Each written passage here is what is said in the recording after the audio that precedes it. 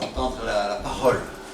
Et donc nous sommes dans l'épître de Jacques, encore dans l'épître Jacques, et finalement je vais partager avec vous ce que j'ai découvert, c'est que le livre de Jacques traite en particulier de la prière. Je n'ai jamais pensé à cela avant, mais c'est un livre qui traite justement de la prière et qui traite du problème de ces personnes pour lesquelles ils n'ont pas de réponse à leur prière. Jacques, il nous dit dans ce chapitre 1, verset 1, il dit « Jacques, serviteur de Dieu et du Seigneur Jésus-Christ ». Et c'est ainsi qu'il se présente à nous, en tant que serviteur. Et dans cet épître, lorsque nous les lisons, et vous le connaissez, il traite de nombreux sujets pratiques pour la vie chrétienne, la vie quotidienne du croyant. Mais ce que nous allons voir ce matin, j'espère, c'est que de voir qu'au travers de tous ces exemples et ces enseignements, eh bien, il tisse un enseignement sur la prière. Dès le verset 5 du premier chapitre, quand il dit « Si quelqu'un d'entre vous manque de sagesse, qu'il demande à Dieu. » Vous savez, demander à Dieu, c'est une prière.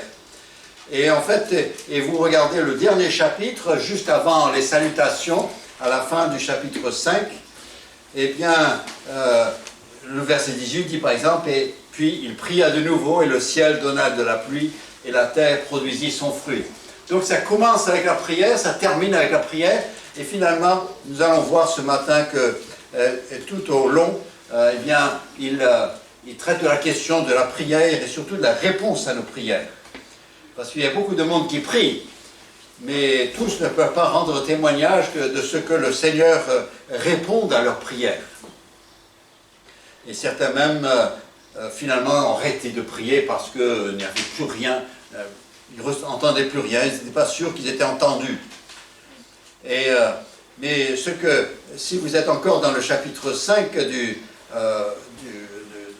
Jacques, eh bien, vous voyez au verset 17, il dit Élie, et il présente Élie comme un exemple de prière, et il dit Élie était un homme de même nature que nous. Élie était un homme de même nature que nous. Donc, Jacques est en train de nous encourager, de dire oui, non, c'est pas réservé pour un élite, c'est pas réservé pour un peuple supra-spirituel, c'est pour des gens comme nous. Et donc, cet épître, c'est pour nous encourager dans la vie de prière. Et peut-être nous aider à comprendre peut-être pourquoi nous avons ces sentiments de ne pas être entendus. Le problème semble, oui, comme je vous ai dit, il préoccupe les personnes à lesquelles il s'adresse, parce qu'au chapitre 4 et au verset 3, au chapitre 4, verset 3, voilà, il répond à un problème, il dit « Vous demandez et vous ne recevez pas, parce que vous demandez mal dans le but de satisfaire vos passions. » Il dit « Vous demandez et vous ne recevez pas. » Donc, il y a un problème. Et c'est justement ce problème-là, et c'est pour cela qu'il va en fait traiter plusieurs aspects de la vie chrétienne, parce que peut-être que dans notre vie, il y a des obstacles à la prière. La première réponse que Jacques donne concernant la prière, eh bien, c'est justement dans ce premier chapitre,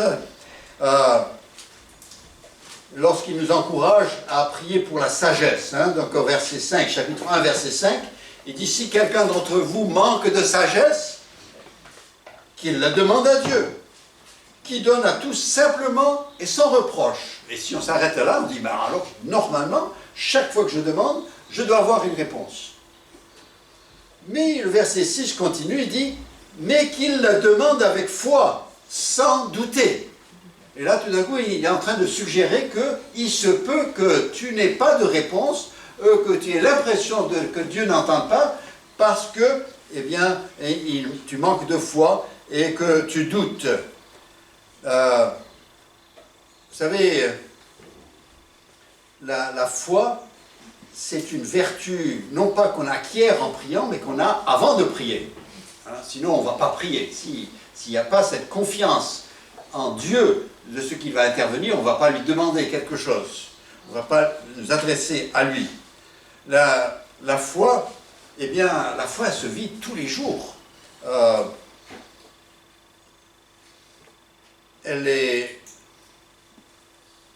Quand elle est là, elle se voit par ses œuvres. Normalement, je n'ai pas besoin de dire à quelqu'un, moi, je suis croyant. S'il a vécu un peu avec moi, il doit avoir constaté que je suis croyant. Parce que ça affecte ma manière de faire les choses, ma manière de voir les choses, ma manière de faire des projets. Et parce que quand la foi est là, elle se voit dans les œuvres. En fait, Jacques va même dire, je ne vais pas le développer, mais au chapitre 2, il va dire, écoute, ne me parle pas de ta foi, laisse-moi voir tes œuvres. Hein, parce qu'il dit, la foi sans les œuvres, eh bien, ça ne va pas loin. Hein, donc, il dit, déjà, quand tu demandes à Dieu, déjà, tu le fais avec foi, il y a déjà cette relation de confiance qui existe. Vous savez, il nous parle de la foi d'Abraham hein, dans ce chapitre 2 et de la foi de Rahab. Il dit Abraham a cru, hein, Dieu lui a dit écoute, pars, je vais t'emmener dans un pays que tu ne connais pas. Je ne sais pas ce qu'il a pu raconter à sa femme. Hein. Et pour lui dire, c'est dit chérie, on va où? Il dit écoute, je ne sais pas, mais on y va. Hein, le Seigneur a dit d'y aller.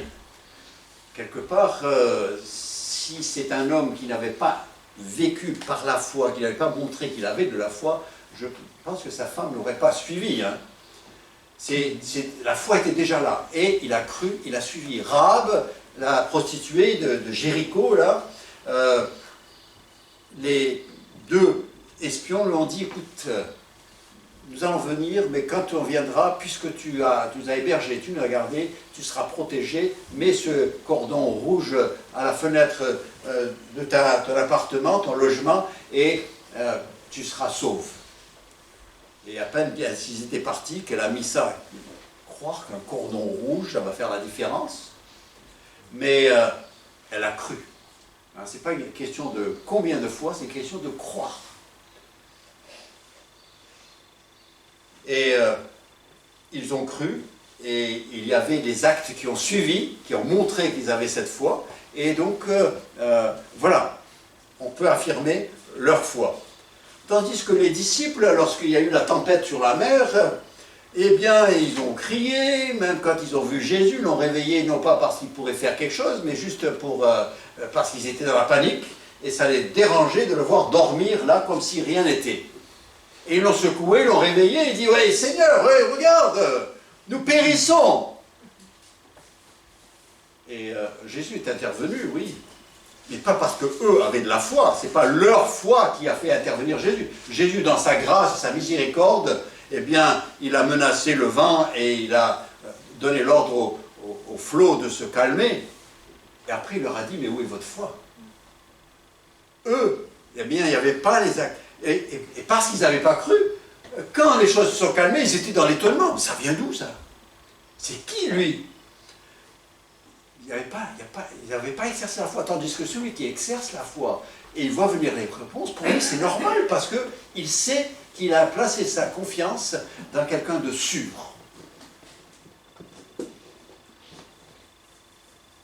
Exercer de la foi, c'est faire confiance à, c'est se fier à, c'est dépendre de. En fait, la foi, c'est lorsque je n'ai pas d'autre option. Ce n'est pas parce que je n'ai pas d'autre, je ne choisis pas d'autre option. J'ai tellement confiance que ça va marcher dans ce sens-là que je ne prévois rien d'autre. À la fin du chapitre, eh bien, du livre, il nous parle de Élie qui a prié et qui a demandé qu'il ne pleuve plus, sinon sur sa parole. Il a agi par la foi.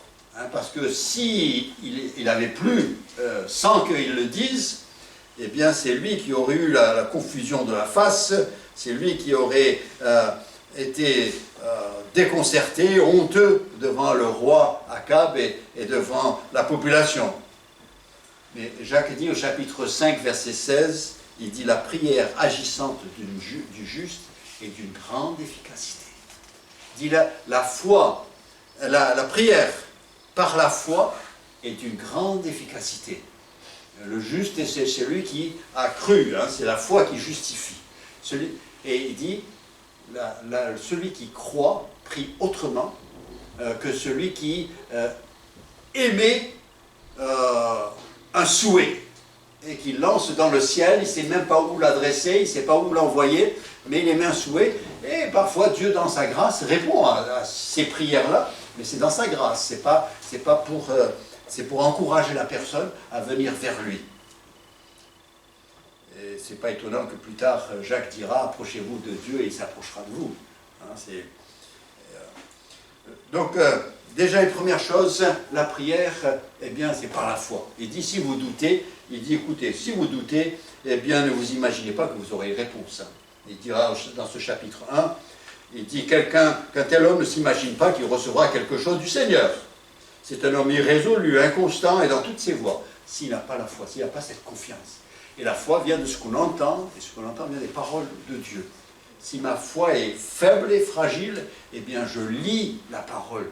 Mais non pas pour l'étudier, mais pour me laisser tester par elle. Hein, pour la laisser agir en moi. Jacques aussi va soulever un autre problème qui déplaît à Dieu et qui est un obstacle aux prières.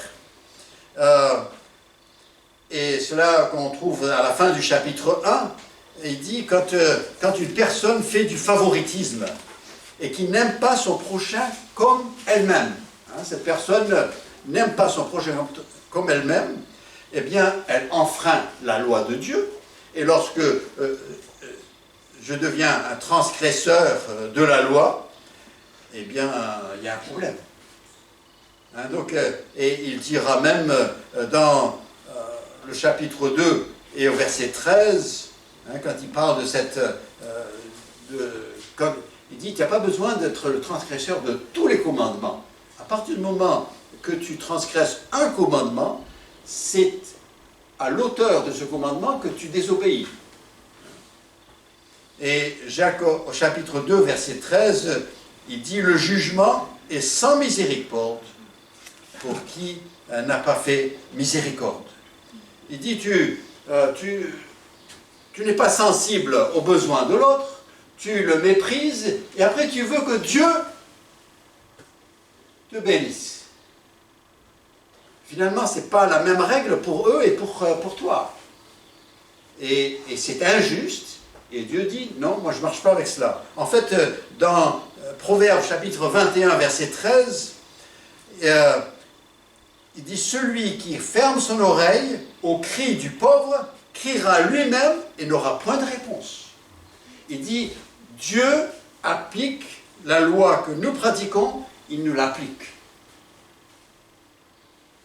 Et c'est sérieux de réfléchir à cela. Vous connaissez bien dans le Sermon sur la montagne, tout le monde l'a entendu parce que notre Père, bien sûr, on l'a tous récité. Je ne sais pas comment certains arrivent à le dire, sans mentir. Mais à la fin, Jésus fait un petit commentaire sur notre Père. Et Matthieu chapitre 6, versets 14 et 15, je lis, « Si vous pardonnez aux hommes leurs offenses, le Père Céleste vous pardonnera aussi. Mais si vous ne pardonnez pas aux hommes, votre Père ne vous pardonnera pas non plus vos offenses. » Il dit, la règle que vous appliquez à celui que vous voyez, Dieu vous l'applique.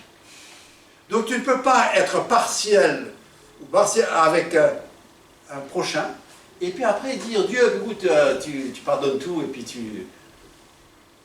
Non, non, hein, Dieu n'agit pas pour nos beaux yeux, hein, même si on en a. Il dit, comme tu te comportes vis-à-vis de ton prochain, hein, c'est un raisonnement tout à fait, c'est la logique de Dieu. Il dit, si tu ne peux pas aimer ton frère que tu vois, comment peux-tu prétendre aimer Dieu que tu ne vois pas? C'est le même principe. Hein, et il dit, Quand tu, écoute, quand tu ne peux pas pardonner ton frère, ben moi non plus je ne pardonne pas. Quand tu le méprises, eh bien moi aussi. Quand tu ne l'écoutes pas, ben moi je ne t'écoute pas non plus. C'est important de le savoir. Et même si nous méprisons notre prochain, d'un côté, on ne peut pas s'attendre à la miséricorde de Dieu par ailleurs. En fait, même l'apôtre Pierre, dans son épître, au chapitre 3 et verset 7, dans la première épître, il dira « Marie, montrez à votre tour de la sagesse dans vos rapports avec votre femme, car comme avec un sexe plus faible, non, il ne dit pas qu'elle est plus faible, il dit tu la traites comme si, hein, tu la traites comme si elle était fragile et précieuse. Il dit honorez-la comme devant aussi hériter avec vous de la grâce et de la vie. Qu'il en soit ainsi, afin que rien ne vienne faire obstacle à vos prières. Il dit, tu ne respectes pas ton épouse, eh bien, ne me parle pas à moi. Hein. Pourquoi veux-tu que moi je tienne compte de ce que tu dis si toi tu ne l'écoutes pas? Si tu n'es pas sensible à ses besoins, pourquoi veux-tu que je sois sensible à tes besoins? C'est un principe biblique, c'est que ne t'attends pas à ce que Dieu te donne ce que tu n'es pas prêt à partager. Et il dit, et donc ne vous étonnez pas, hein, regardez d'abord votre vie. Ne dites pas, Dieu, mais Dieu, je ne sais pas où tu es. Il dit, regarde dans le miroir, il y a un problème là, qui me gêne. Et je ne peux pas faire comme si ça n'existait pas parce que ça t'encouragerait dans cette voie-là. Et je ne peux pas t'encourager dans cette voie-là. Donc, lorsque nous voulons que Dieu soit patient avec nous, qu'il soit généreux avec nous, qu'il soit... eh bien, il faut commencer à le vivre. Et il sera bien plus patient que nous le sommes. Il sera bien plus généreux que nous pouvons l'être. Mais il dit, écoute, ce que je veux, c'est que tu saches que c'est la même règle. Moi, je vois laquelle tu appliques, et moi, j'applique la même avec toi. Une autre aberration que Jacques soulève, c'est dans le chapitre 3, et quand il parle au sujet de la bouche, hein, ou la langue. Hein, oui. On connaît bien ce chapitre, mais il dit, mais il soulève cette question, il dit, par elle, parlant de la langue, par elle nous bénissons le Seigneur, notre Père, ça c'est au chapitre 3, versets 9 et 10. Hein. Il dit, par elle nous bénissons le Seigneur, notre Père, et par elle nous maudissons les hommes faits à l'image de Dieu. De la même bouche sortent la bénédiction et la malédiction. Et il ajoute au verset 11, il dit, la source fait-elle jaillir par la même ouverture l'eau douce et l'eau amère? Il dit, comment? Quand tu parles à ton prochain, tu parles d'une manière, et quand tu viens me parler, tu dis, ah, c'est plus gentil. Il dit, non, moi je t'entends tous les deux. Hein. Toi, tu te plains de ce que je ne t'entends pas. Ce qui me dérange, c'est parce que j'entends ce que tu dis à ton prochain. Et il dira même à la fin du verset 10, donc chapitre 3 et la fin du verset 10, il dit « Il ne faut pas, mes frères, qu'il en soit ainsi. » Et ce n'est pas étonnant que Jacques dise cela, parce que regardez ce qu'il dit à la fin du chapitre 1, versets 26 et 27. Chapitre 1, verset 26, il dit « Si quelqu'un croit être religieux, sans tenir sa langue en bride, mais en trompant son cœur, la religion de cet homme est vaine. La religion pure et sans tache devant Dieu notre Père consiste à visiter les orphelins et les veuves dans leurs afflictions et à se préserver des souillures du monde. » Il dit, commence par là, et ensuite on verra ce que moi j'ai pour toi. C'est pas que nous contrôlons le comportement de Dieu, c'est pas Dieu veut, mais il dit, mais je ne peux pas approuver ton comportement. Je ne peux pas l'excuser. Et surtout quand il s'agit de personnes qui connaissent le Seigneur. Dieu peut être très patient avec les hommes pécheurs du monde, qui ne connaissent pas, qui sont dans l'ignorance. Il est très patient avec eux. Le soleil brille sur eux comme sur nous. Mais quand il s'agit de ses propres enfants, ce n'est pas les mêmes règles. C'est comme chez vous. Hein, les enfants du voisin, ils peuvent faire le tapage qu'ils veulent, mais vos enfants, vous dites, ah non, voilà, il y a de l'ordre chez nous.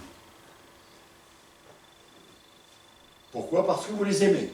C'est pas pour les persécuter, c'est par amour pour eux.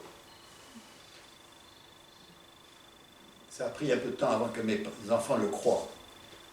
Mais ils ont fini par le croire, surtout maintenant qu'ils en ont des enfants à eux. Hein. Mais le problème est grave.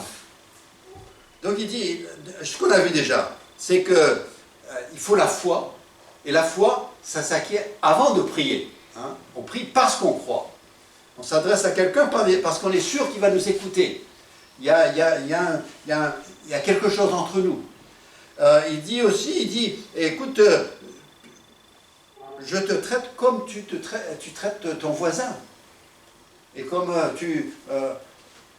écoute, c'est tout. C'est la justice. Tu pardonnes, je pardonne. Tu aides, j'aide. Tu excuses, j'excuse. C'est aussi, il dit, mais et ta bouche là? Tu peux pas, un jour, dimanche, tu dis des belles choses, et puis dans la semaine, il y a toutes sortes de saletés. De quoi choquer même les inconvertis. C'est pas possible. Et parfois, on est gentil avec les gens du dehors, et puis on est très dur avec les gens de la maison. Il dit, non, il dit, dans une source, si c'est une bonne source, il n'y a que de l'eau douce qui sort.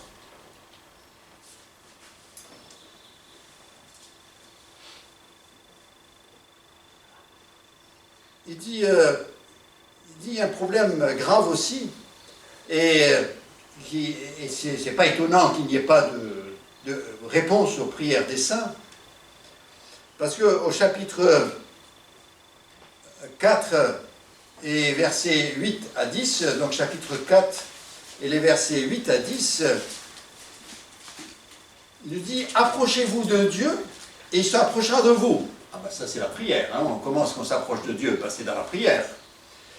Donc il dit, approchez-vous de Dieu, il s'approchera de vous. C'est une promesse, on s'arrête là, point. Seigneur, moi je m'approche, donc tu t'approches.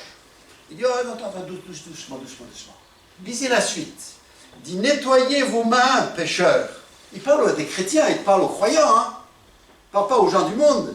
Il dit, nettoyez vos mains, pécheurs, purifiez vos cœurs, hommes irrésolus, sentez votre misère, soyez dans le deuil et dans les larmes, que vos rires se changent en deuil et votre joie en tristesse.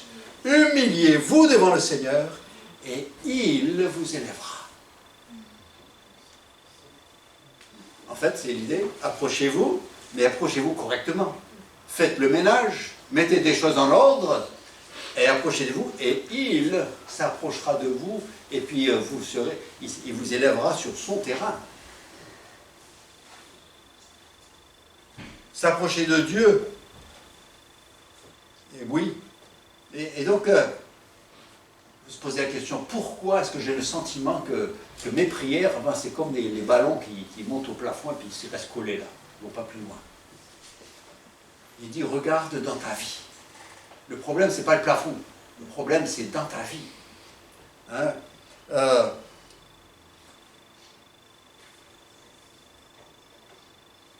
Rappelez, Jésus a parlé du pharisien qui a prié, et puis là, il a vanté comme si Dieu avait besoin qu'on lui dise ce qu'il faisait, et puis il a raconté tout ce qu'il faisait pour Dieu, tout ça.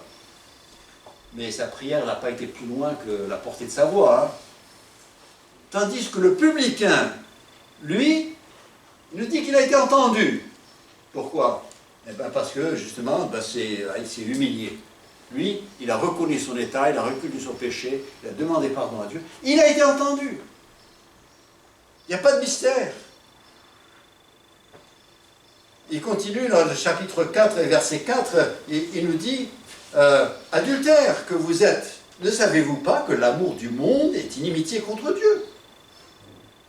Celui donc qui veut être ami du monde se rend ennemi de Dieu. Et quand on est ennemi, on ne se parle pas. Il n'y a rien entre nous quand on est ennemis. Il dit, tu choisis ton camp, et après tu te plains de ce que je ne te traite pas. Tu te mets dans le camp de l'ennemi, et puis après tu dis, mais pourquoi tu ne m'aides pas? Il dit, c'est toi qui t'es mis dans l'autre camp. Et en plus, il dit adultère. Bon, il ne parle pas de l'adultère moral, il parle de l'adultère spirituel. C'est que tu es infidèle. Tu dis que tu es à moi, et puis finalement, je te retrouve avec quelqu'un d'autre. Déjà, quand il y a de l'adultère dans un couple, eh bien, ça coupe la communication. Hein. Ah, très vite. Eh bien, il dit, ben, c'est pareil avec Dieu. Et si tu vis un adultère spirituel, eh bien, c'est pas étonnant que ça coupe la communication. Il n'y a plus d'échange.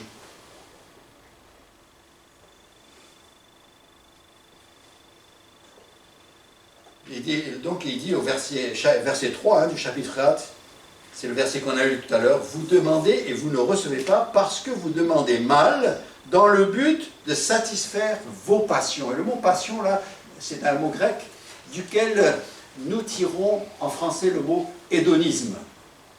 Donc, vous savez à quoi il pense. C'est le plaisir charnel. Il dit, vous priez et vous demandez, mais c'est pour satisfaire vos passions. Comment voulez-vous que je réponde? Vous voulez que j'approuve ça?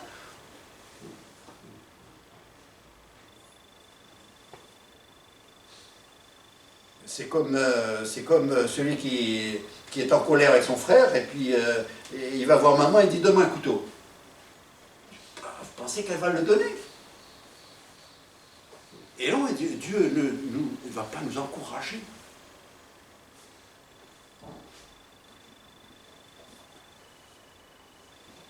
Et puis, il continue encore, dans le chapitre 5.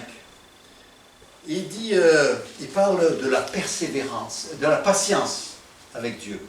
Nous devons exercer de la patience avec Dieu. Vous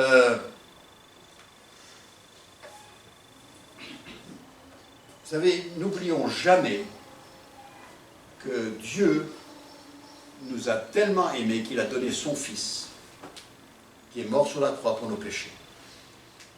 Si Dieu nous a tellement aimés, soyez rassurés, il ne veut que votre bien. Même quand il dit non, il veut votre bien. Il dit, c'est Hudson Taylor qui disait, Dieu est trop sage, il est trop bon pour vouloir du mal pour moi. Et il est trop puissant pour permettre que quelque chose qui ne soit pas pour mon bien arrive. Et là, Jacques encore, et je vous donne tous ces passages, on y va très vite là, hein, mais vous pourrez relire et revoir ces choses. Mais regardez le verset 11. Jacques chapitre 5, verset 11. Il dit, voici, nous disons, bienheureux ceux qui ont souffert patiemment.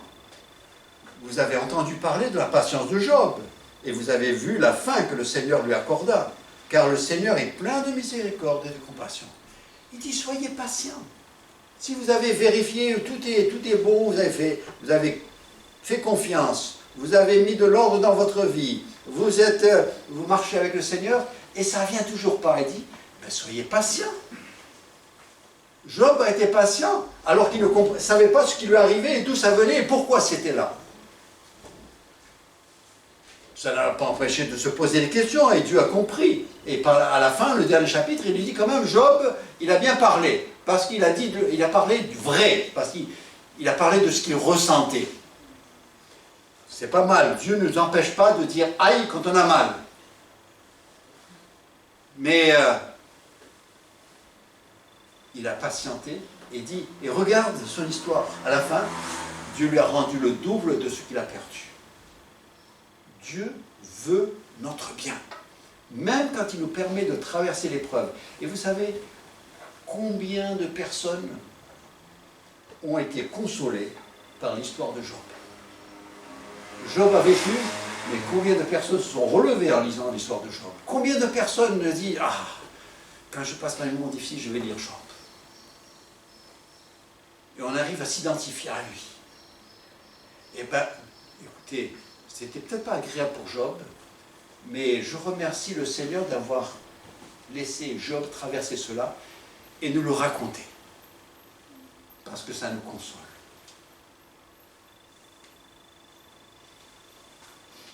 Il nous console par la consolation qu'il a reçue. Hein. Paul dit la même chose, 2 Corinthiens.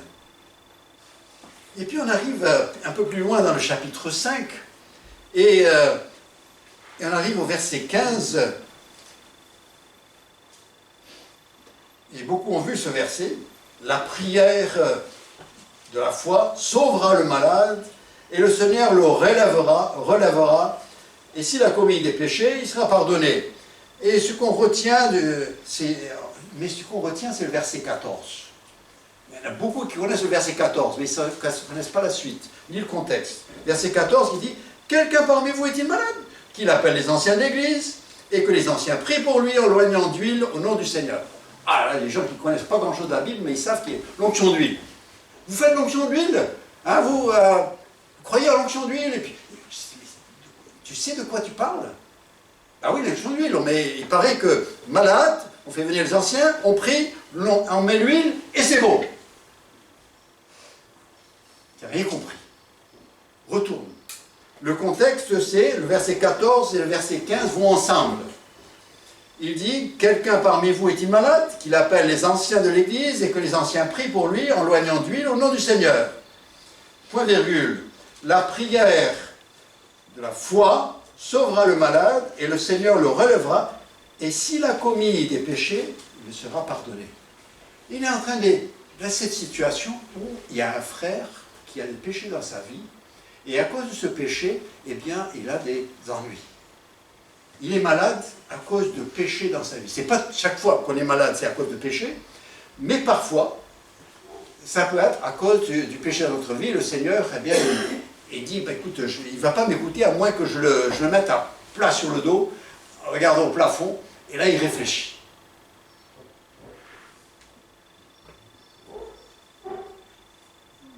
Et alors on a ce verset, donc le contexte du verset 15, eh bien, inclut le verset 16, et lorsqu'on regarde plus largement, le contexte, c'est tout l'épître.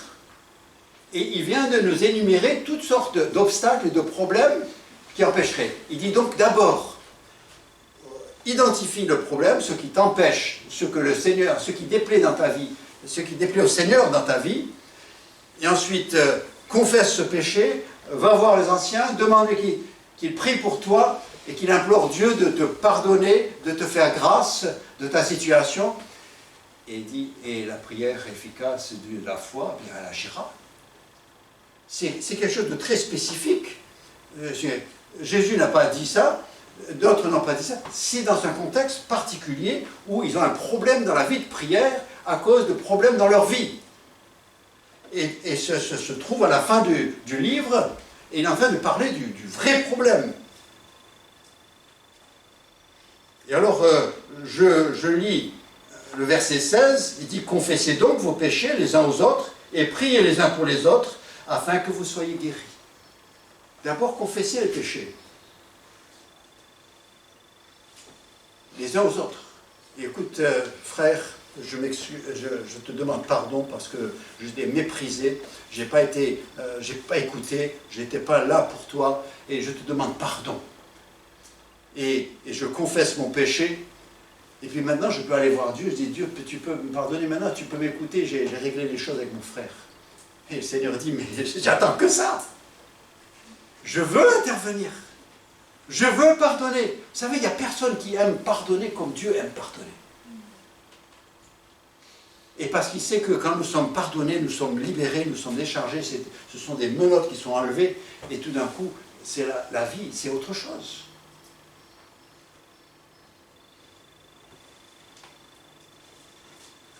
Vous les mamans, vous savez quand le gamin il rentre à la maison, il n'a pas envie de parler avec maman, c'est qu'il y a quelque chose.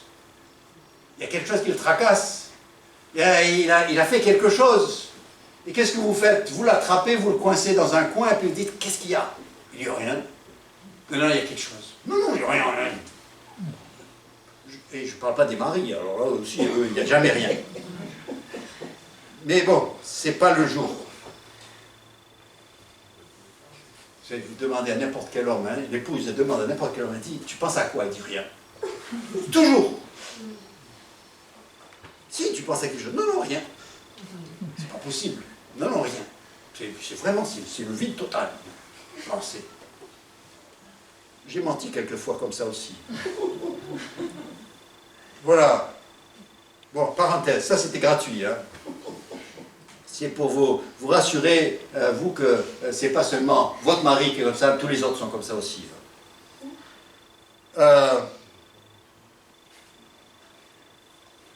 Il dit, et lorsque nous réglons le problème, hein, lorsqu'on identifie, c'est dans Jacques hein, qui parlera d'aller lire la parole, c'est comme un miroir, et puis après tu vois ce qui ne va pas dans ta vie, et tu fais quelque chose normalement. Hein, c'est dans Jacques, hein, Jacques il est très pratique. Et donc je dis, mais il y a quelque chose qui ne va pas avec le Seigneur, c'est pas comme avant, il y a quelque chose, qu'est-ce qui ne va pas? Je lis la parole, j'étudie, j'essaie de voir ce qui ne convient pas dans ma vie, qui déplaît à Dieu, qui finalement fait obstacle, qui freine la communication. Hein, les canalisations ont été un peu bouchées, ça ne passe pas très bien. Tout ce que je reçois, c'est sa miséricorde qui donne à tout le monde. J'ai un peu de santé, j'ai un peu de force, un peu d'intelligence, j'ai des idées. Mais ça, tout le monde a, hein, on n'est pas obligé d'être enfant de Dieu pour l'avoir.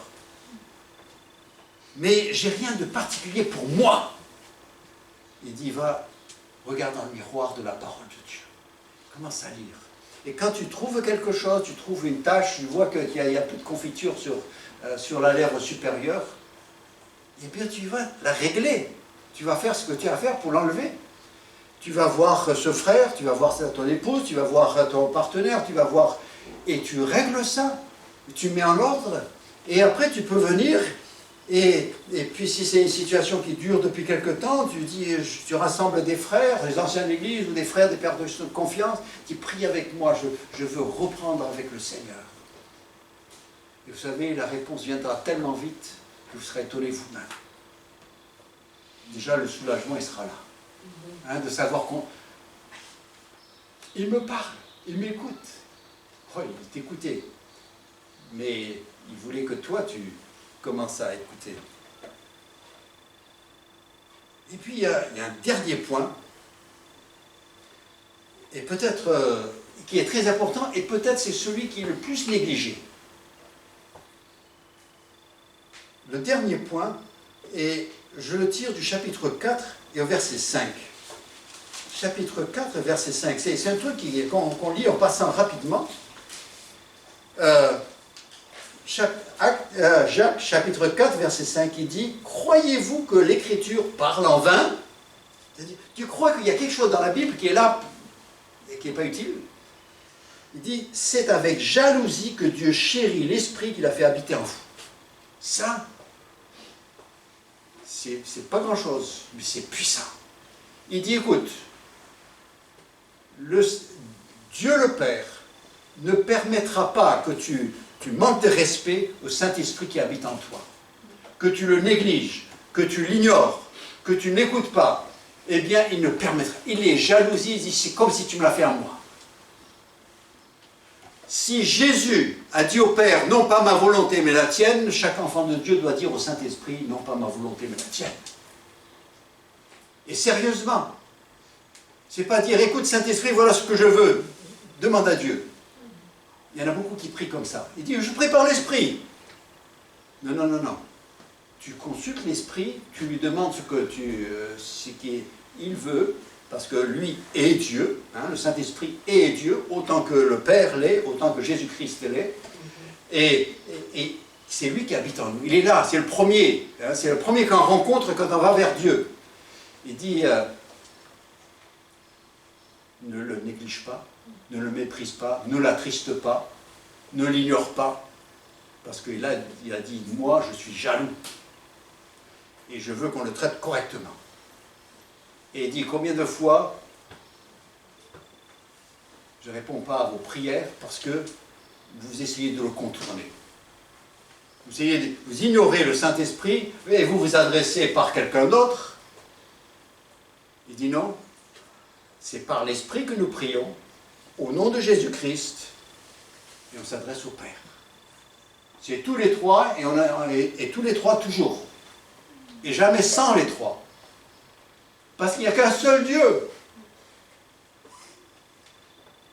Je pourrais dire beaucoup plus là-dessus, mais c'est à nous de s'arrêter et d'arrêter et de dire, mais comment est-ce que je me comporte vis-à-vis du Saint-Esprit qui est en moi? Il a dit qui habite en vous.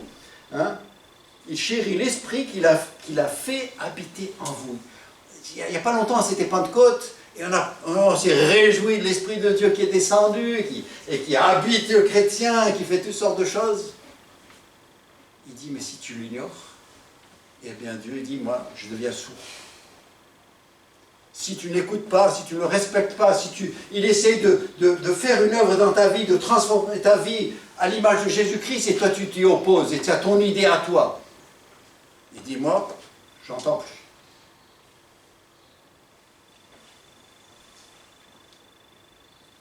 Et vous savez,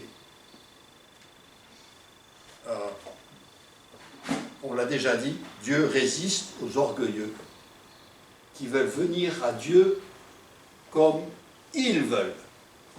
On a un exemple classique, c'est Caïn. Lui, il a dit, moi je vais faire comme ça. Et il a offert son holocauste. Dieu lui a dit, mais c'est pas comme ça. Je ne peux pas l'approuver. Pas... Ah bah écoute, ben, tant pis alors. Si tu ne prends pas ce que je te donne, ben tant pis. Vous savez, il y a combien de gens qui disent ça à Dieu, hein? Il dit, moi j'ai fait ceci, moi j'ai fait cela, moi je... Et puis il propose, il dit, voilà comment je voulais adorer Dieu, vous l'avez... Et puis Dieu, ben, il n'a pas tenu compte. Il dit, mais c'est pas comme ça. Et j'espère que quand vous venez chez moi, c'est pas vous qui choisissez par où vous rentrez dans la maison. Hein. Et j'essaye de mettre une belle porte pour que vous la reconnaissiez quand même.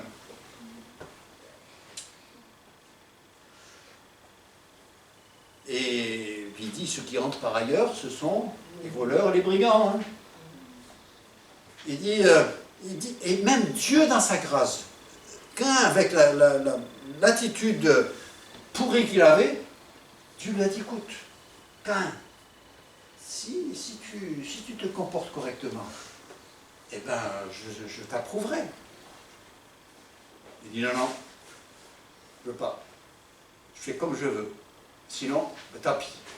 Comme si nous, on pouvait priver Dieu de quelqu'un. C'est comme l'enfant qui dit, moi, je ne mange plus. Voilà. Maman, je ne mange plus. Et il fait mal à qui? Le truc qui fait mal à maman, c'est parce que ça lui fait mal de le voir comme ça, mais vous savez, très vite, il va commencer à manger. Hein. C'est comme ça. Je ne sais pas vous donner des idées, hein, il n'y a pas d'enfants ici. Il y en a qui retiennent leur respiration jusqu'à s'évanouir. Puis la maman s'affole, tout ça, puis il dit, mais moyen de pression. Laisse-le s'évanouir. Après ça se remélange tout seul. Vous savez, et on essaie de faire la même chose, hein, du chantage avec Dieu, de la pression. Et Dieu, il était là avant nous, il sera encore là pendant longtemps. Et c'est nous qui avons besoin de lui, pas lui qui a besoin de nous. Donc, le sacrifice d'Abel a été accepté non pas parce qu'Abel était meilleur, mais parce qu'il nous dit dans Hébreux chapitre 11, il nous dit que c'est par la foi qu'Abel a offert un sacrifice. C'est l'élément foi. Et là on revient à ce qu'on a dit tout au début. La foi en la parole de Dieu, la foi de faire confiance à la parole de Dieu. Dieu, écoute, tu dis de faire comme ça, mais moi, je ne suis pas sûr que ça marche. Ah, ben, tu lui fais confiance ou pas? Tu es honnête? Ah ben Seigneur, tu sais, dans ce métier-là, si on est honnête, on ne gagne pas sa vie. Hein. Il dit alors, écoute, tu choisis. Ou tu dis la vérité, ou tu changes de profession. Mais tu te comportes comme un de mes enfants, peu importe. Eh bien Dieu, je vais faire comme tu me dis, et je te fais confiance. Je n'ai pas d'autre option, je ne sais pas ce qui va m'arriver, mais bon, je vais faire comme tu m'as dit. Et Je me rappelle une fois mon fils, quelque part, il faisait caissier, puis il manquait des sous. En fait, une somme assez importante. Et il a demandé aux autres, ils ont dit, ah, ne dis pas que dis pas, parce que tu reconnais que c'est toi. Si tu reconnais, si tu vas leur demander pardon, eh ben, si tu proposes de payer la différence, eh ben, ça veut dire que c'est toi. Donc il ne faut pas dire la vérité. Et il dit, mais moi je vais dire la vérité. Et il a été voir le supérieur et il a dit, moi je ne sais pas, mais je suis prêt à payer ce qui est perdu. L'autre dit, allez, laisse tomber, on va se débrouiller. Vas-y, continue. Vous savez, on reste honnête.